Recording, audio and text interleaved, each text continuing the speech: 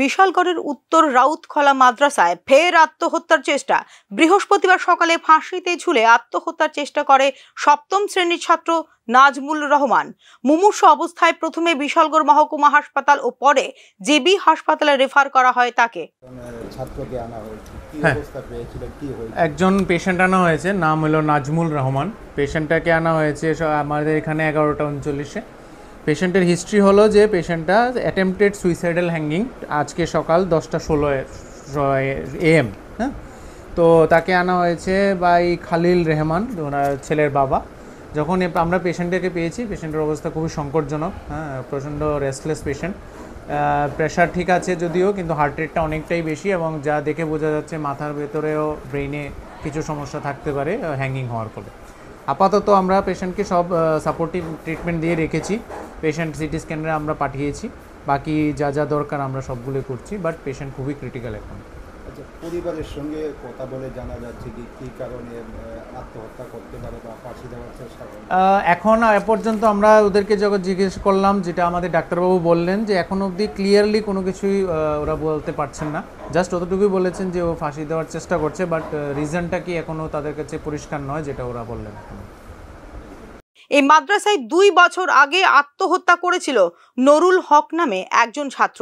ফের একই ধরনের ঘটনার পুনরাবৃত্তি হওয়ায় শিক্ষা প্রতিষ্ঠানটিকে ঘিরে উঠছে নানা প্রশ্ন। চিকিৎসকরা জানিয়েছেন নাজমুলের শারীরিক অবস্থার অবনতি হয়েছে এবং এটি স্পষ্ট আত্মহত্যা চেষ্টা। তবে ঘটনাটিকে অস্বীকার করেছে মাদ্রাসা কর্তৃপক্ষ।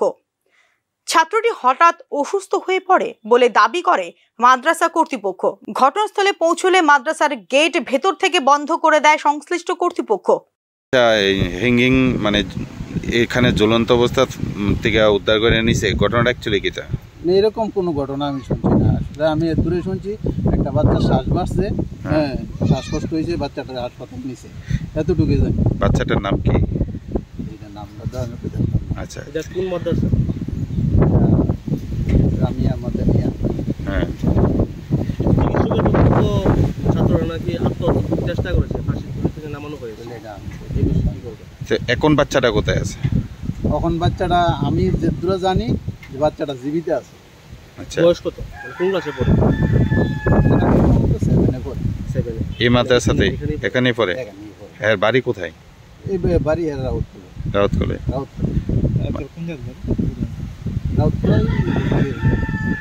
মানে কি দায়িত্বে আছেন এখানে? আমি এটার দায়িত্ব হলো আমার, আমি বাচ্চারা খাবারটা কিনা কেটে, মানে মাদ্রাসার খাবারটা বাচ্চারা। তাহলে আপনি কি কইতেছেন, মানে আত্মহত্যার কোনো ব্যাপার নাই এখানে? না না না না না, আমি এরকম কোনো শুনছি না, এরকম কোনো। আপনি কি বাচ্চাটা দেখছেন? হ্যাঁ, আমি বাচ্চা দেখছি। আমি নিজে আমার গাড়িতে লয়ে গেছি। কোথায় লয়ে গেছিলেন? আমি হাসপাতাল লয়ে গেছি। হাসপাতাল থেকে কি করছে? হাসপাতাল থেকে রেফার দিল জিবিতে, এর দূরে থেকে আমি আবার। আমার নাম আব্দুল কাশেম। কিন্তু ডাক্তারের যে বক্তব্য, ওর গলাতে ফাঁসি দিতে গিয়েছে, মানে তার জ্বলন্ত অবস্থা। আপনি কি গাড়ি নিয়ে এসেছেন? মানে যে মাদ্রাসাতে বাইর করার সময় আপনি ছিলেন না? আমি মাদ্রাসাতে আমার গাড়িতে আমি অলরেডি নিয়ে গেছি। মাদ্রাসার ভিতর থেকে নিছেন নাকি?